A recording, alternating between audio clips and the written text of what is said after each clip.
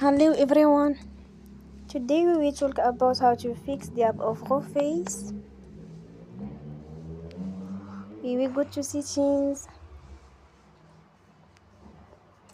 then we click on apps.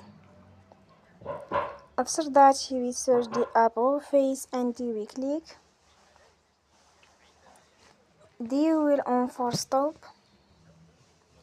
After that we go to storage. Then we click on clear cache.